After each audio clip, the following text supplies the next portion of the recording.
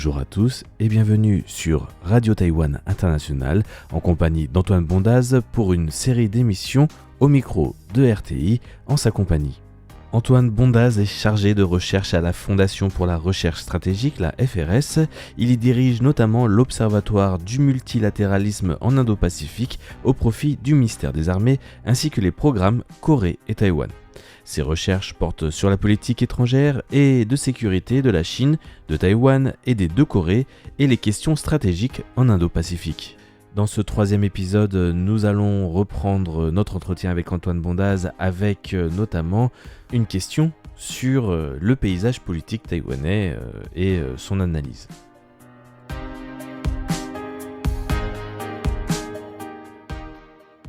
On parle un peu de recherche et de Taïwan et je voulais avoir une petite conversation avec toi par rapport à la politique de Taïwan et la politique locale. Et donc tu disais, tu es venu rencontrer notamment des personnages politiques des deux principaux partis. Pour les citer pour nos auditeurs, le parti nationaliste, le Kuomintang, et le parti démocrate progressiste actuellement au pouvoir, le DPP aussi de son sigle. Il y a un nouveau parti un peu émergent quand même depuis quelques années, notamment après avoir pris la place forte, le Graal de tout politicien à Taïwan, en tout cas en termes de politique locale, qui est Taipei, avec Ko Wen-je et le Parti populaire de Taïwan. Quelle est ton opinion sur ce parti et sur son évolution ? Est-ce que tu penses que ça peut vraiment devenir une troisième force politique ? Est-ce que ça l'est déjà ? Voilà, je voulais avoir un petit peu ton opinion là-dessus. C'est difficile de répondre, en fait, c'est un peu trop tôt. On verra l'élection présidentielle et surtout les législatives qui vont permettre de montrer la façon dont ce nouveau parti, ce troisième parti, obtient des sièges ou n'arrive pas à les obtenir. C'est d'ailleurs ce qui fait que pour l'instant, la triangulation pour la présidentielle demeure relativement probable. Probable parce que si Ko Wen-je ne se présente pas au présidentiel, c'est difficile pour lui, pour son parti en tout cas, de présenter une liste aux législatives, qui, il faut le rappeler, sont en même temps à Taïwan. Donc là-dessus, on est sur une triangulation qui favorise le DPP. Il faut être très clair, parce que Ko Wen-je est plutôt de centre-droit que de centre-gauche, en tout cas sur l'échiquier politique taïwanais. Et c'est pour ça que William Lai, pour l'instant, le seul candidat officiellement déclaré, puisque le Kuomintang n'a pas encore choisi son candidat, en tout cas officiellement, fait qu'il est pour l'instant en tête. Donc est-ce que ça va trianguler pour le long terme la classe politique et la vie politique à Taïwan ? On le saura en janvier 2024. Après, il faut être prudent dans les estimations, dans le sens où moi j'ai connu ça en Corée du Sud il y a quasiment 10 ans. L'émergence d'un candidat qui avait à peu près le même profil que Ko Wen-je. Un électorat relativement jeune, déçu par la bipolarisation, un électorat relativement éduqué et urbain, qui est l'électorat de Ko Wen-je aujourd'hui, en la personne de Han Cheol-soo. Han Cheol-soo qui a essayé de créer la troisième force politique en Corée du Sud, avec énormément d'espoir en 2012 et en 2017, et un candidat qui s'est in fine effondré et qui a rejoint le parti conservateur. Donc, est-ce que Ko Wen-je rejoindra in fine le Kuomintang ? Ça, c'est pas le sujet pour l'instant. Mais est-ce que Ko Wen-je réussira avec le TPP à, dans le long terme, s'inscrire comme une troisième force politique ? On verra en janvier 2024, et c'est tout l'enjeu justement de ces élections, non seulement sur l'avenir de la politique étrangère pour nous, Français, de Taïwan, savoir s'il y a une alternance vers le Kuomintang, mais aussi pour la vie politique à Taïwan, voir s'il y a cette triangulation qui se consolide. Et ça, on le verra surtout avec les élections législatives, même plus que l'élection présidentielle, parce que l'élection présidentielle, il y a un gagnant. Les élections législatives, il y a une chambre, le yuan législatif, donc c'est plus intéressant pour le long terme. Et donc, là, c'est vraiment difficile, surtout encore maintenant où on ne connaît pas tous les candidats. Mais quel serait ton pronostic ? Tu penses qu'il y aura une alternance ou pas ? Là, à un instant T, on est en mai 2023, vu les sondages actuels, et si on a bel et bien une triangulation, ça avantage le candidat démocrate progressiste William Lai. Alors après, est-ce que ce sera la même chose dans 6 mois ? On n'en sait rien.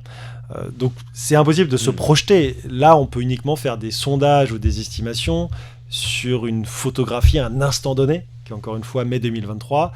Ce qui est sûr, c'est que l'élection, elle n'est pas jouée.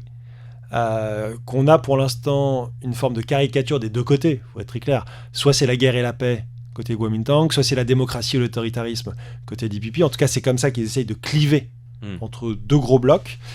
Est-ce que ça peut bénéficier à un troisième candidat qui essaye de dépasser les clivages ? On a connu ça, y compris en Europe. Ça, on le verra.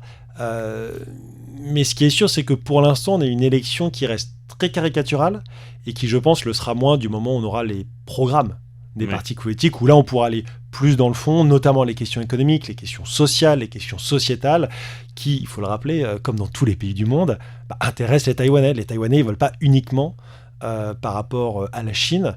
Ils votent également par rapport aux réussites ou non économiques, par rapport aux questions sociétales, par rapport à ce que votent tous les pays du monde et toutes les populations du monde dans les démocraties.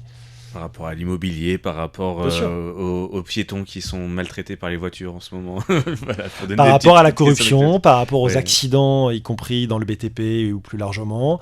Je veux dire, il faut, d'un point de vue extérieur sur Taïwan, ne pas résumer la vie politique à simplement la relation avec la Chine. Tout comme en Corée du Sud. La vie politique sud-coréenne ne se résume pas à la relation avec la Corée du Nord.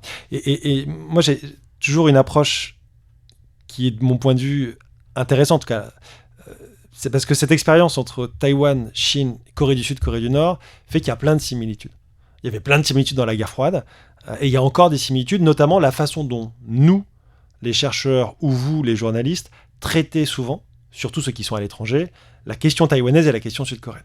On a l'impression de réduire cette question à la relation avec le voisin, et non pas à travailler également sur ce qui se passe dans ces pays. Et encore une fois, ce qui se passe dans ces pays est fondamental, et on ne peut pas expliquer la défaite du DPP au municipal il y a quelques mois si on résume uniquement ça aux relations avec la Chine. C'est pas vrai. Et justement, pour avoir un petit peu suivi personnellement de très près, c'est ma source un petit peu de prédilection au niveau de l'opinion et des sondages, c'est la TPOF. La Fondation pour l'opinion publique taïwanaise, qui publie souvent des rapports d'opinion publique, que ce soit sur le gouvernement, sur les relations, sur l'Ukraine récemment. Et justement, là, ils avaient fait deux sondages à quelques jours d'intervalle avec deux groupes de personnes différentes qu'ils ont publié quasiment en même temps, à 5 jours près. Et il y en avait un qui donnait William Lai gagnant et l'autre qui donnait alors là c'était je crois que c'était Royoi, ouais, en l'occurrence. Mais bon, c'était intéressant de voir qu'à 5 jours près il y avait quasiment encore une fois, c'est trop tôt, il y a trop de volatilité aujourd'hui, mais encore une fois, la triangulation peut potentiellement avantager le DPP plus que le Kuomintang. Mais on verra. Voilà, alors dans l'autre partie de la relation de la politique à Taïwan, alors pas vraiment à Taïwan, mais vers Taïwan de la France, est-ce que tu penses qu'il va y avoir, au final, tu parlais tout à l'heure justement de ces représentants du gouvernement européen qui venaient à Taïwan, notamment la ministre de l'Éducation allemande, et je pensais aussi à la représentante du Parlement tchèque, qui sont venus. Est-ce qu'il y a un personnage politique d'une telle importance français qui pourrait venir à l'avenir, en tout cas dans les mois ou dans les années à venir Avant de répondre à la question sur les visites, moi je tiens toujours à rappeler que ce qui compte, et c'est des discussions qu'on a, et on n'est pas toujours d'accord avec les Taïwanais là-dessus, c'est la nature des coopérations. Les visites, c'est très important, c'est de la communication, et dans toutes les démocraties, c'est important. Et on sait bien que, y compris pour le yen législatif, c'est très important. Après, le fond de la question, c'est pas de savoir si des officiels français ou allemands viennent à Taïwan, c'est la solidité de la relation entre la France et Taïwan, entre l'Allemagne et Taïwan, pour prendre le cas que de ces deux pays, et sur la nature des coopérations qu'il peut y avoir entre nos deux pays et Taïwan. Sur ce point-là, et c'est souvent contre-intuitif pour de nombreuses personnes qui nous écoutent, il faut rappeler que le bureau français à Taipei est le plus important des États membres de l'Union européenne. C'est quasiment 60 personnes qui travaillent. Alors, si on compte tout le monde, y compris Business France, qui est là pour favoriser l'attractivité de la France et booster les exportations et le commerce bilatéral, et notamment. Campus France pour tout ce qui est Campus étudiant, France etc. pour l'éducation, etc. Mais les Français sont extrêmement présents. On n'est peut-être pas aussi visible que d'autres, mais on est extrêmement présent et il y a énormément de coopération franco-taïwanaise dans tous les domaines. Après, il y a la question des visites. La question des visites, elles répondent à une volonté politique, mais pas que. Il y a une volonté politique et il y a, comme toujours en politique, des contraintes politiques. La France a des contraintes que n'ont pas les autres pays. Moi, je suis le premier à les regretter, mais on les a héritées et on ne peut pas faire comme ça n'existe pas.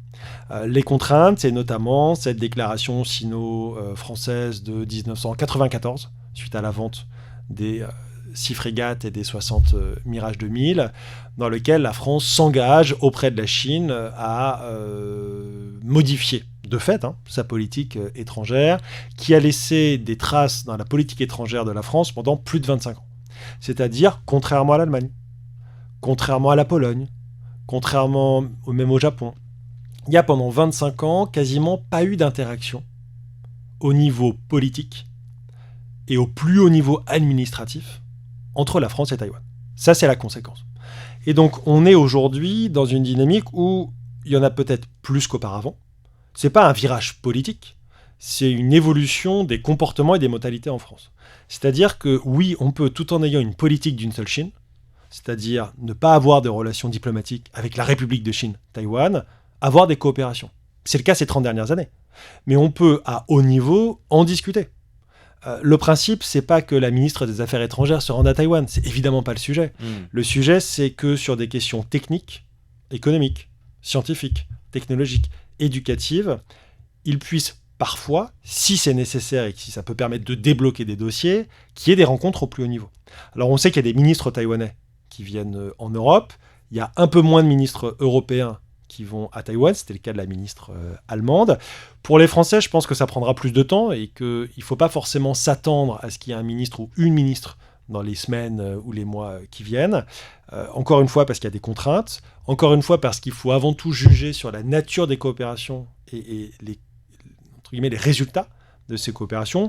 Moi, je souhaite évidemment qu'il y ait un ministre ou une ministre un jour, et je pense que le mieux, ce serait que ce soit quelqu'un qui a un portefeuille technique, que ce soit un ministre sur les questions digitales, que ce soit un ministre sur les questions de l'industrie, que ce soit une ministre sur les questions environnementales, et évidemment pas quelqu'un du Quai d'Orsay. Donc, s'il y avait plus de coopération technique, on voit l'investissement de Prologium en France ces derniers jours.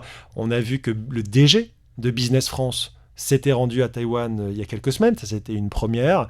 On peut espérer que ça aille peut-être un tout petit peu plus loin, et peut-être que demain ou un jour, ce sera le ministre de l'Industrie, si ça permet encore une fois de débloquer des contrats, et il faut l'espérer.